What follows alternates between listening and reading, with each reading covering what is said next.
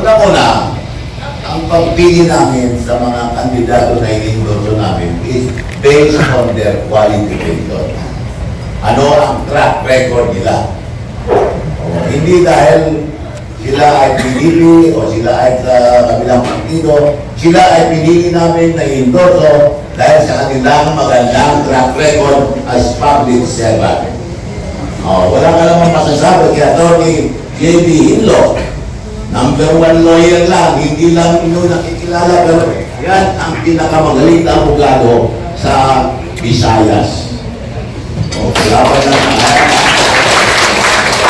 kaya ako, I can say that with authority dahil ako naging Secretary of Justice for 2 terms under President Cory Aquino and under former elect President Fidel D. Ramos. Kaya kilala ko lahat yung mga galing na abogado. And number 1 yan, si Atty. J.B. Hinlo and si Raul Lambino.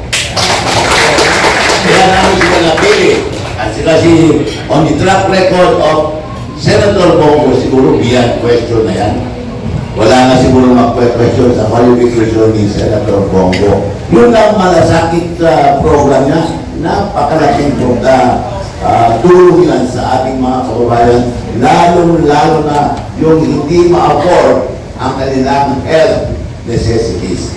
Alam mo dyan, may magte-text sa akin, Sir, kaibigan mo naman si Senator Bongo. Mga anak, yung anak ko, ayaw tanggapin doon sa walang i-deposito. O anong ginagawa ko? Tatawagan ko si Juan, ite-text ko si Senator Bongo. Senator, yung aking kababayan, mga anak, ayaw patanggapin sa hospital dahil walang deposit. Tatawagan niya Malasik Center. Tatawag sa akin yung nanay ng babae na nangalawang mga anak. Sir, maraming salamat na kiusap si Senator Bongo sa Malasakit Cancer. Yun, maliit na bagay ko yun. Maliit na bagay yun, pero actually, napakalaging tulong yan sa ating mga mahirap na kababayan. Yung Malasakit Center, believe me, ewan ko ngayon, alam nyo, the value of yung Malasakit Center ng Senator Bongo. Ganon din si Senator Bato. Track record niya sa anti-criminality. Yung kanyang programa laban sa mga turbista, naku, kasama ko yun po. Chief of Police na nasa Davao ko eh. Nawala lang mga turbista. Dahil talagang hinahabol Chief of Police pala naman si Bato. Ngayon, Senador na tuloy pa rin ang kanyang programa laban sa mga turista.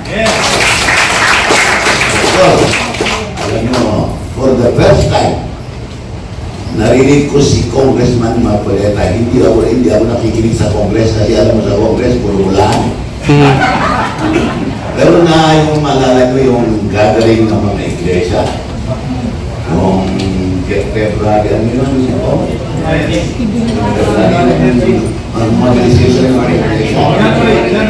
February 13. Narinig ko si Congressman Marcoleta. Doon ako nabilihan. Sabi ko, ito ang dapat mag-senador. Para palitan niya yung walang alam doon. Walang alam doon, walang ginawa, walang magpaporma-porma. Ito ang kailangan may follow up pa.